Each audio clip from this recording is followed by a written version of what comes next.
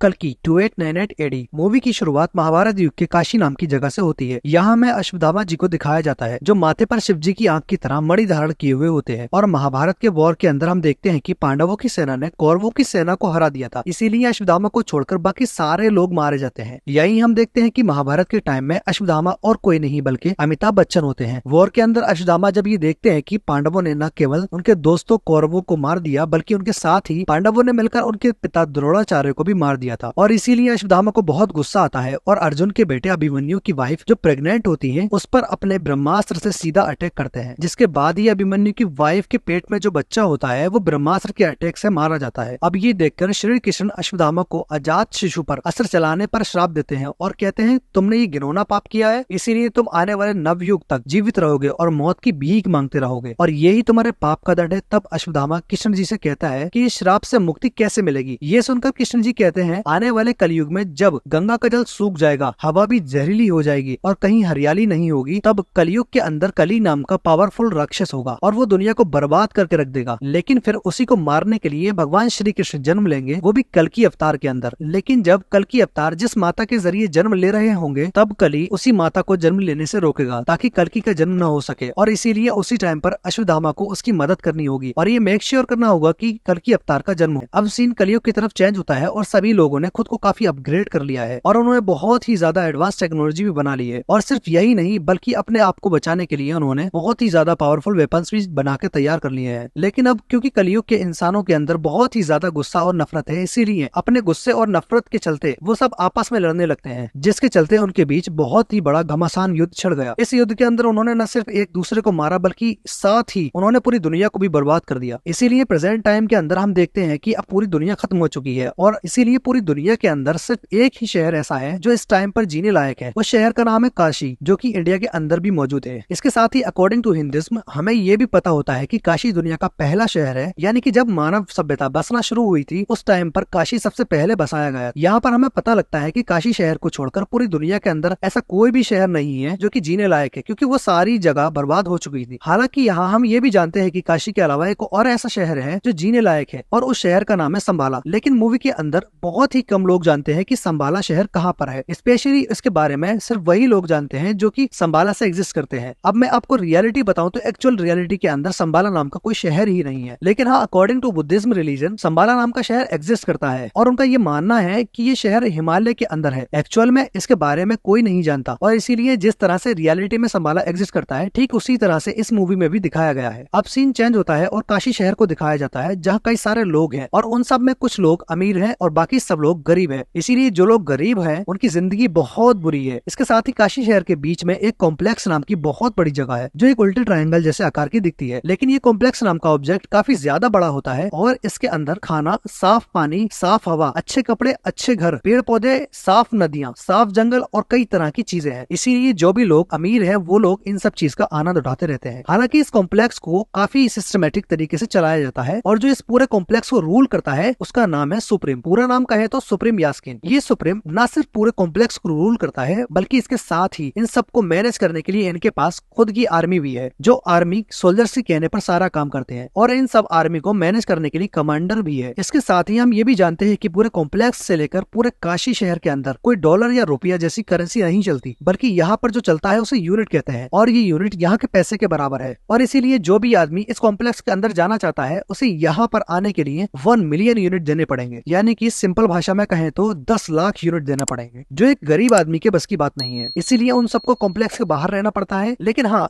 वे सभी कॉम्प्लेक्स के अंदर जाने का सपना जरूर देखते हैं। अब सीन चेंज होता है और इसके बाद ही एंट्री होती है हमारी मूवी के मेन हीरो की, यानी रेबल स्टार प्रभास की, जिसके कैरेक्टर का इस मूवी के अंदर नाम है भैरवा। भैरवा की एंट्री के साथ ही हम ये भी जानते हैं भैरवा काशी शहर के अंदर ही रहता है। लेकिन अब भैरवा की कोई फैमिली नहीं है, इसीलिए भैरवा अकेले अपनी जिंदगी बिताता है। लेकिन इसके साथ ही हम ये भी जानते हैं कि भैरवा काफी अच्छा फाइटर है और वे लड़ने के बहुत ज्यादा तरीके जानता है। वैसे देखा जाए तो साउथ इंडियन फिल्म के जितने भी हीरो होते हैं वे सब लड़ने में एक्सपर्ट तो होते ही है, इसीलिए यहाँ भैरवा को यानी प्रभास को बाकी हीरो से भी ज्यादा पावरफुल दिखाया गया है। हालांकि इसके साथ ही हम ये भी देखते हैं कि भैरवा काफी अच्छा इंसान है, लेकिन भैरवा का ये भी सपना है कि वे एक दिन कॉम्प्लेक्स के अंदर जाए और वहां जाकर मौज की जिंदगी बिताए। लेकिन हाँ, अब क्योंकि कॉम्प्लेक्स के अंदर जाने के लिए 1 मिलियन यूनिट देने पड़ते हैं, इसीलिए भैरवा अब तक कॉम्प्लेक्स के अंदर नहीं जा पाया है, क्योंकि उसके पास इतने यूनिट नहीं है। और इतने सारे यूनिट तो क्या, बल्कि उसके पास कुछ कुछ भी नहीं है, इसीलिए वे दूसरों के यूनिट मांगकर उधारी पर जीता है और टाइम से किसी की भी उधारी नहीं चुका पाता है। हालांकि एक दिन हम ये भी देखते हैं कि काशी के अंदर शिव बालक फरार हो जाता है और इसीलिए उसे कई सारे गुंडे पकड़ रहे होते हैं, क्योंकि संबाला से जो लोग आते हैं या फिर स्पाई आते हैं उन सबको पकड़कर कॉम्प्लेक्स को सौंपा जाएगा। तो कॉम्प्लेक्स के सोल्जर्स का कमांडर उस आदमी को काफी बड़ा इनाम देता है और जैसे ही भैरवा बाहर से आए स्पाई को देखता है, वैसे वो उन सारे गुंडों से फाइट करके और उन सबको बीट करके संबाला के स्पाई को पकड़ लेता है। हालांकि उसे पकड़ने के बाद ही भैरवा को पता लगता है कि असल में संबाला का वह स्पाई एक आम आदमी है जो कि बस यहाँ कॉम्प्लेक्स की तहकीकात करने आया है, लेकिन भैरवा को तो सिर्फ यूनिट से मतलब होता है ताकि वे कॉम्प्लेक्स से अंदर जा सके। इसीलिए वे स्पाई की बात नहीं मानता है और उसे अपने घर में बंद कर देता है ताकि कुछ टाइम बाद वे उसे कॉम्प्लेक्स को सौंप दे और कॉम्प्लेक्स से उसे 10,000 यूनिट मिले और फिर इसी तरह से धीरे धीरे करके वे सारे यूनिट्स को जोड़कर जब उसके पास 1 मिलियन यूनिट हो जाए तो वे कॉम्प्लेक्स के अंदर जाए। हालांकि कुछ टाइम बाद हम दिशा पटानी को भी देखते हैं, जिसका इस मूवी के अंदर रॉक्सी नाम होता है, जो मूवी के अंदर भैरवा की गर्लफ्रेंड होती है। रॉक्सी जब भैरवा से मिलती है तब हमें पता लगता है कि भैरवा ने उधार लेने के मामले में रॉक्सी को भी नहीं छोड़ा और उसने रॉक्सी से भी कई सारे यूनिट्स उधार ले रखे हैं। इसीलिए इन सब से हटकर रॉक्सी भैरवा को बताती है कि उसकी कॉम्प्लेक्स के अंदर जॉब लग गई है, अब कल से वे कॉम्प्लेक्स के अंदर काम करेगी। लेकिन जैसे भैरवा कॉम्प्लेक्स का नाम सुनता है, वैसे रॉक्सी से कहता है कि वे बस एक दिन के लिए उसे अपने साथ ले जाए, क्योंकि उसका ये सपना था कि वे कॉम्प्लेक्स को अंदर से देखे। अब इसके लिए रॉक्सी मान जाती है और वो भैरवा को अपने साथ कॉम्प्लेक्स के अंदर ले जाती है। अंदर आने के बाद भैरवा को बहुत खुशी होती है, क्योंकि वे देखता है कि कॉम्प्लेक्स अंदर से बहुत सुंदर है, वहाँ बहुत सारा साफ पानी है, खाने के लिए बहुत कुछ है, वहाँ नदियाँ और जंगल है और इसी तरह बहुत सारी सुंदर सुंदर चीजें हैं। इसीलिए ये सब देखकर भैरवा थोड़ा पागल हो जाता है और वे रॉक्सी के साथ मिलकर सब कुछ के मजे लेने लगता है। लेकिन कुछ समय बाद वे सोल्जर्स के हाथों पकड़ा जाता है, जिस वजह से कॉम्प्लेक्स के सोल्जर्स भैरवा को बाहर निकाल देते हैं। लेकिन जब भैरवा को कॉम्प्लेक्स से निकाला जाता है तब उसका कॉम्प्लेक्स के अंदर जाने का और भी मन करने लगता है, क्योंकि उसने कॉम्प्लेक्स के अंदर का ट्रेलर देख लिया होता है। इसीलिए भैरवा डिसाइड करता है कि वे जल्द से जल्द कॉम्प्लेक्स के अंदर जाकर रहेगा और कॉम्प्लेक्स के अंदर जिंदगी बिताएगा। अब सीन शिफ्ट होता है और अंदर हम एक बहुत बड़ी सी लैब देखते हैं, जिसमें बहुत सारी लड़कियां होती हैं और कई सारे साइंटिस्ट होते हैं जो कि उन सब पर रिसर्च कर रहे होते हैं। लेकिन फिर उसके बाद ही हमें कॉम्प्लेक्स का सुप्रीम दिखता है, यानी सुप्रीम यास्किन, और फिर यहीं पर हमें पता लगता है कि सुप्रीम यास्किन ही कली है। लेकिन यहाँ पर हम जानते हैं कि कली यानी सुप्रीम यास्किन बहुत ही बुरी हालात में होता है, उसकी बॉडी काफी दुबली पतली और कमजोर होती है और उसके अंदर पावर भी नहीं होती। हालांकि आप कंफ्यूज ना हो, इसलिए सुप्रीम यास्किन को हम कली के नाम से बुलाएंगे। अब इस सीन में हम देखते हैं कि कली बहुत बुरी हालत में होता है और इसीलिए उसे अपनी पावर्स वापस चाहिए होती है। वे खुद को फिर से ठीक करना चाहता है, या फिर यूं कहे कि वो खुद को पावरफुल करना चाहता है। इसके साथ ही हम ये भी जानते हैं कि कली एक्चुअल में इंसानों से बहुत नफरत करता है, क्योंकि कली का ऐसा मानना था कि इंसान प्रकृति को खत्म कर रहे हैं और इन 6000 सालों में जब से कलयुग चलता आ रहा है तब से ह्यूमंस ने पूरी दुनिया को बर्बाद करके रख दिया है। इसीलिए ह्यूमंस बीइंग को जीने का अधिकार नहीं है, इसीलिए वो सारे के सारे ह्यूमंस को खत्म कर देना चाहता है। लेकिन उससे पहले वे खुद को पावरफुल करना चाहता है। लेकिन खुद को ठीक करने के लिए और बहुत ज्यादा पावरफुल बनाने के लिए कली को एक सीरम की जरूरत पड़ेगी, जो सीरम एक प्रेग्नेंट वुमेन के पेट से निकल सकता है और जिसके लिए कली ने बहुत बड़ी लैब बना रखी है। उस लैब में काम करने के लिए उसके पास टॉप साइंटिस्ट हैं और कली के पास जितने भी सोल्जर्स हैं वे उनकी मदद से बहुत सारी लड़कियों को पकड़ लाता है और उन सबको अपनी लैब के अंदर कैद करके रखता है। और फिर उसके बाद कली उन सभी लड़कियों के अंदर फीडिंग करता है, जो कि बेसिकली एक साइंटिफिक एक्सपेरिमेंट है जिसके जरिए वे लड़कियों को प्रेग्नेंट करता है। लेकिन यहाँ पर नॉर्मल प्रेग्नेंट नहीं करता, बल्कि वे शेडिंग करने के लिए किसी सोशल मेथड का यूज करता है और शेडिंग में कुछ स्पेशल मिलता भी है, जिसके बाद लड़कियां प्रेग्नेंट होने लगती हैं। हालांकि यहाँ पर हम ये भी देखते हैं कि जितनी भी लड़कियों के ऊपर शेडिंग की गई है उनमें से बहुत सारी लड़कियां प्रेग्नेंट नहीं होती, इसलिए जो भी प्रेग्नेंट होती है उन सबको अलग अलग जगह पर रखा जाता है एंड उन्हें रहने के लिए और खाने के लिए सब कुछ बढ़िया बढ़िया दिया जाता है। लेकिन जो भी लड़कियां फीडिंग के बाद प्रेग्नेंट नहीं हो पाती उन सबको लैब के अंदर गुलाम बनाया जाता है। फिर वही सारे गुलाम लड़कियां सभी प्रेग्नेंट हुई लड़कियों की सेवा करती हैं। हालांकि यहीं पर हम ये भी जानते हैं कि कली को जिस सीरम की जरूरत है वही सीरम उसी प्रेग्नेंट लड़की के पेट से निकाला जा सकता है, जो लड़की 120 दिन से ज्यादा टाइम से प्रेग्नेंट हो, यानी कि वे कम से कम 4 महीने की प्रेग्नेंट हो। लेकिन यहाँ हम ये भी देखते हैं कि कली की सीडिंग की वजह से ये लैब में जितनी भी लड़कियों को प्रेग्नेंट किया जाता है वे सभी लड़कियां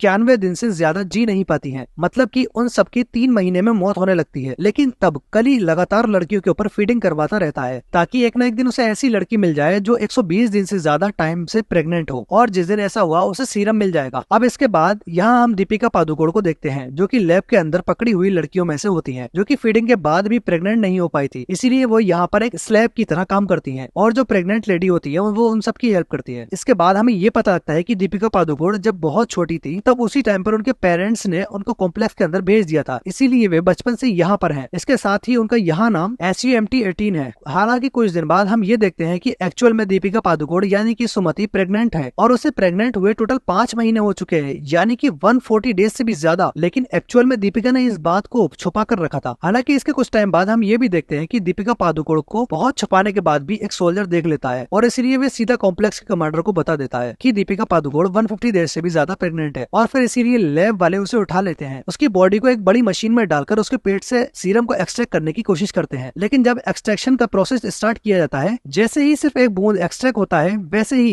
एक बूंद के एक्सट्रैक्ट होने के साथ ही मशीन रुक जाती है और फिर उसके बाद पावर सप्लाई कट जाती है। लाइट धीरे धीरे जलने बुझने लगती है, आसपास की सारी चीजें हिलने लगती है। और फिर उसी टाइम वही दूसरी तरफ हम देखते हैं कि यहाँ से थोड़ी दूर पर एक टेम्पल होता है और उसी टेम्पल के अंदर अश्वत्थामा होते हैं, जो कि वैसे तो काफी टाइम से मेडिटेशन में होते हैं। लेकिन जब अचानक से उनकी आंख खुलती है तो वे इस चीज को फील करते हैं कि कल्कि अवतार का जन्म होने वाला है और इसीलिए भगवान उसको संकेत दे रहे हैं कि उसके जन्म होने में कोई बाधा ना आए। फिर इसके लिए अश्वत्थामा वहां से निकल जाते हैं और उस औरत को ढूंढने लगते हैं जो औरत कल्कि अवतार को जन्म देने वाली है। हालांकि इसी टाइम पर हमें ये पता लगता है कि असल में जो कल्कि अवतार को जन्म देने वाली है वे और कोई नहीं बल्कि दीपिका पादुकोण है। लेकिन फिर इसके अगले पल ही हम देखते हैं कि जिस मशीन के अंदर दीपिका होती है उस मशीन के अंदर उसकी फ्रेंड आ जाती है जो दीपिका की तरह एक गुलाम थी और वे दीपिका को यहाँ से निकाल लेती है एंड वे खुफिया रास्ते से होते हुए काफी नीचे आ जाती है। वहाँ पर आने के बाद वे दीपिका को बताती है कि असल में वे शंबाला की है। वे पिछले 2 सालों से जासूसों की तरह कॉम्प्लेक्स के अंदर काम कर रही है और यहाँ आकर वे सारी इन्फॉर्मेशन इकट्ठी करती है ताकि उन सब के बारे में शंबाला शहर के अंदर बता सके। नीचे लाने के बाद वे दीपिका को गेट के पास ले आती है और दीपिका को बताती है कि यहाँ पर एक खुफिया गेट है, यहाँ से वे लोग कॉम्प्लेक्स के बाहर निकल जाएंगे। इसके साथ ही वे बताती है कि उसने अपने दोस्तों को सिग्नल देकर बुला लिया है और इसीलिए वे चाहती है कि दीपिका वहाँ से निकल जाए। इसके बाद उसके दोस्त उसे सीधे शंबाला ले जाएंगे और वहाँ पर वे सुरक्षित रहेगी। हालांकि दीपिका उससे पूछती है कि आखिर वे ये सब क्यों कर रही है, जिस पर वे दीपिका को बताती है कि असल में शंबाला काफी पवित्र शहर है। वहाँ पर हम सबका ये मानना है कि एक औरत भगवान को जन्म देगी, यानी कि कल्कि की अवतार को, जिसके बाद में कल्कि अवतार सारे इंसानों का भला करेगा और इसकी उम्मीद पर हमारा पूरा शंबाला शहर जी रहा है। मुझे ऐसा लगता है कि तुम ही वो औरत हो जो कि भगवान को जन्म देने वाली है, इसीलिए मेरा मन करता है कि मैं तुम्हारी जान बचाऊं। इसके बाद वे दीपिका से कहती है कि वे यहाँ से बाहर निकल जाए और उसके पीछे सोल्जर्स ना आए, इसीलिए उन्हें रोकने के लिए वे यहाँ पर रुकेगी। ये सुनकर दीपिका वहाँ से बाहर आ जाती है और बाहर आने के बाद वे देखती है कि उसके सामने शंबाला के 3 एजेंट होते हैं जो कि दीपिका को ले जाने के लिए एक बड़ी सी गाड़ी लेकर आए हुए होते हैं। वे तीनों जल्दी से दीपिका को बिठाते हैं और उसे लेकर वहाँ से निकल जाते हैं और जल्द से जल्द शंबाला पहुँचने की कोशिश करते हैं। हालांकि इसके बाद ही कॉम्प्लेक्स में देखते हैं कि कमांडर को पता लग चुका है कि सुमति वहाँ से निकल चुकी है और इसीलिए वे अपने सारे सोल्जर्स को उसके पीछे लगा देता है और सबसे कहता है कि उसे पकड़ कर लाए। इसके साथ ही वे शहर के अंदर भी ऐलान कर देता है कि जो भी सुमति को पकड़ कर लाएगा उसे इनाम के तौर पर 5 मिलियन यूनिट मिलेंगे। इसीलिए यहाँ पर हम देख लेते हैं कि इस आने वाले ऑफर को भैरवा भी देख लेता है। इसीलिए वे सोचता है कि अगर उसने सुमति को पकड़ लिया तो उसे 5 मिलियन यूनिट मिलेंगे। उसके बाद में बड़े आराम से कॉम्प्लेक्स के अंदर जा पाएगा और इसीलिए वे दीपिका की यानी कि सुमति की तलाश में निकल जाता है। हालांकि इसके कुछ देर बाद हम देखते हैं कि कॉम्प्लेक्स के सोल्जर इन्हें ढूंढ लेते हैं और इसीलिए वो इन लोगों पर अटैक कर देते हैं। उसी टाइम पर एंट्री होती है अश्वत्थामा की, जो कि वहाँ पर आकर सारे सोल्जर्स को मार गिराते हैं और सुमति को बचा लेते हैं और सुमति से ये भी कहते हैं कि अब से वे उसकी हिफाजत करेंगे क्योंकि वे बहुत ही जल्द भगवान को जन्म देने वाली है। हालांकि इसके कुछ देर बाद ही हम देखते हैं कि वहाँ पर भैरवा भी आ जाता है जिसने सुमति को ढूंढ लिया है और इसीलिए यहाँ पर आने के बाद ही वे उसे ले जाने की कोशिश करता है, जिस वजह से भैरवा और अश्वत्थामा दोनों के बीच फाइट होती है। इसी फाइट में अश्वत्थामा भैरवा को पटक देता है और उसे बुरी तरह से हरा देता है, जिसके बाद सब लोग सुमति को लेकर सीधे शंबाला चले जाते हैं। उधर दूसरी साइड जैसे कमांडर को पता चलता है कि सोल्जर्स को सुमति मिल चुकी है, वैसे ही वो कई सारे सोल्जर्स के साथ मिलकर सीधे उसी जगह पर आ जाता है जहाँ पर भैरवा और अश्वत्थामा की फाइट हुई थी। लेकिन वहाँ पर आने के बाद हम देखते हैं कि वहाँ पर कई सारे सोल्जर्स की लाशें पड़ी थी। इसके साथ ही वहाँ पर भैरवा भी पड़ा हुआ था जो कि अश्वत्थामा से फाइट में हार गया था। अब यहाँ कमांडर भैरवा को अरेस्ट करने का ऑर्डर देता है, इसीलिए सोल्जर्स भैरवा को अरेस्ट कर लेता है। लेकिन अरेस्ट होने के बाद भैरवा कमांडर से कहता है कि जब वो लोग सुमति को लेकर जा रहे थे तब उसने ये सुना था कि वो लोग शंबाला जा रहे हैं और कोई नहीं जानता कि शंबाला कहाँ पर है, लेकिन वो अकेला ऐसा इंसान है जो शंबाला को जानता है। इसीलिए अगर कमांडर उसे सिर्फ एक मौका दे तो वे उसके लिए सुमति को लेकर आएगा। उसकी ये बात कमांडर मान जाते हैं और वो भैरवा को एक मौका देते हैं। वो उससे कहते हैं कि अगर तुम सुमति को शंबाला से लेकर आए तो फिर तुम्हें उसके बाद मैं खुद ही कॉम्प्लेक्स में एंट्री दे दूंगा एंड फिर उसके बाद तो क्या वो कॉम्प्लेक्स के अंदर बड़े ही आराम से रह पाएगा। अब इसके बाद ही भैरवा सीधे अपने घर आता है और घर आकर शंबाला के उस सिपाही को आजाद कर देता है जिसे उसने आज से काफी टाइम पहले पकड़ा था। हालांकि इसे आजाद करने के बाद ही भैरवा उसे ट्रैप में फंसाता है और कहता है कि अब कॉम्प्लेक्स वाले उसे कभी भी कॉम्प्लेक्स के अंदर एंट्री नहीं देंगे और इसीलिए उसे किसी को पकड़ने का कोई फायदा नहीं है, इसीलिए वो उसे आजाद कर रहा है। पर ये बात सुनकर शंबाला का जो सिपाही होता है वो भैरवा से कहता है कि उसे कॉम्प्लेक्स के अंदर जाने की ज्यादा सोचनी भी नहीं चाहिए, बल्कि इसकी बजाय उसे उसके साथ शंबाला चलना चाहिए, जो कि वैसे काफी सुंदर शहर है और वहाँ पर उसके साथ जाकर उसे अच्छाई का साथ देना चाहिए क्योंकि कॉम्प्लेक्स वाले बहुत ही बुरे इंसान है। ये सुनकर भैरवा एग्री कर लेता है क्योंकि एक्चुअल में ये भैरवा का प्लान का हिस्सा था था और फिर शंबाला के उस सिपाही के साथ सीधे शहर चला जाता है और उसके अंदर आते ही भैरवा शंबाला के सिपाही और उस लड़के को बेहोश कर देता है और फिर वो उसे धोखा देकर अश्वत्थामा का रूप लेकर सीधा सुमति के पास आ जाता है और अश्वत्थामा के रूप में आकर वो सुमति को अपने साथ ले जाने लगता है। लेकिन बाहर आते ही उसे अश्वत्थामा घेर लेते हैं, जिसके बाद भैरवा और अश्वत्थामा के बीच एक तगड़ी फाइट होती है। लेकिन अब क्योंकि भैरवा इस बार पूरी तरह से तैयार होकर आया था, इसीलिए वो अश्वत्थामा को काफी अच्छे से टक्कर देता है। लेकिन इन दोनों के बीच फाइट के दौरान हम देखते हैं कि शंबाला के पास कॉम्प्लेक्स का कमांडर अपने बहुत सारे सोल्जर्स के साथ आ जाता है और वो सीधा शंबाला पर अटैक करके अंदर घुस जाता है। इसके बाद शंबाला के बहुत सारे सोल्जर्स इकट्ठे हो जाते हैं और फिर शंबाला के सिपाही और कॉम्प्लेक्स के सिपाही दोनों के बीच फाइट होती है और यहाँ पर हम महाभारत की युद्ध की तरह एक बहुत ही बड़ी वॉर को देखते हैं। लेकिन इस वॉर के अंदर कमांडर अपने सोल्जर्स के साथ मिलकर शंबाला के इन सारे सोल्जर्स को बहुत बुरी तरह से मार रहा होता है। इस टाइम पर हमें ये भी पता चलता है कि असल में अश्वत्थामा के हाथ में जो हथियार है वो एक्चुअल में उसका नहीं बल्कि कर्ण का हथियार है। अश्वत्थामा के हाथ का हथियार अचानक से सीधे गिरकर भैरवा के हाथ में आ जाता है, लेकिन जैसे ही वो भैरवा के हाथ में आता है वैसे ही वह हथियार चमकने लगता है और भैरवा की पावर्स भी बहुत ज्यादा बढ़ जाती है। और फिर सीधे यहाँ पर फ्लैशबैक का सीन दिखाया जाता है। यहाँ हमें पता चलता है कि असल में भैरवा ही महाभारत के टाइम का अर्जुन है और यहाँ पर उसकी अर्जुन वाली असली पावर जाग चुकी है और फिर इसके लिए भैरवा कुछ टाइम के लिए अर्जुन बन जाता है और वो सीधा कमांडर के सारे सोल्जर्स से लड़ने लगता है। फिर वो सारे सोल्जर्स को मार देता है और एंड में वो कमांडर को भी मार देता है और फिर इसी तरह से वो सुमति को बचा लेता है। लेकिन फिर जैसे ही वे अपना हथियार छोड़ता है वैसे ही हम देखते हैं कि वो इस बार फिर से भैरवा बन जाता है, यानी कि वही भैरवा जिसे कॉम्प्लेक्स के अंदर जाना है और इसीलिए वो सीधे सुमति को उठाता है और उसे लेकर अपनी गाड़ी बुज्जी में बैठ जाता है और वहां से सीधा अपनी गाड़ी को उड़ाते हुए शंबाला से निकल जाता है। इस पर अश्वत्थामा उसे रोकने की कोशिश करते हैं, लेकिन वो भी भैरवा को रोकने में फेल हो जाते हैं और भैरवा सुमति को लेकर अपने साथ निकल जाता है। अब इसके बाद सीधे हमें कॉम्प्लेक्स का सीन दिखाया जाता है। यहाँ पर हम कली को देखते हैं। अब आपको याद हो तो जिस समय सुमति का एक्सट्रैक्शन चल रहा था उस टाइम पर मशीन के बंद होने तक वहाँ पर एक बूंद सीरम निकाल लिया गया था, इसीलिए यहाँ पर हम देखते हैं कि उसी एक बूंद सीरम को सीधे कली के हाथ में दिया जाता है और जैसे ही एक बूंद सीरम कली की बॉडी के अंदर जाता है वैसे ही हम देखते हैं कि कली की दुबली पतली कमजोर बॉडी बहुत पावरफुल हो जाती है और वो बहुत ज्यादा शक्तिशाली हो जाता है। और फिर इसके बाद कली डिसाइड करता है कि अब उसे बाकी का पूरा सीरम चाहिए और इसके लिए वो खुद ही सुमति को ढूंढेगा और उसके अंदर से सारा सीरम निकाल लेगा और जब ऐसा होगा तब कली इतना ज्यादा पावरफुल हो जाएगा कि तब उसे रोकने वाला कोई भी नहीं होगा। हालांकि दोस्तों यहीं पर ये मूवी एंड हो जाती है और इसीलिए जब इस मूवी का नेक्स्ट पार्ट आएगा तभी हमें पता लगेगा कि इसके आगे की स्टोरी में क्या होने वाला है।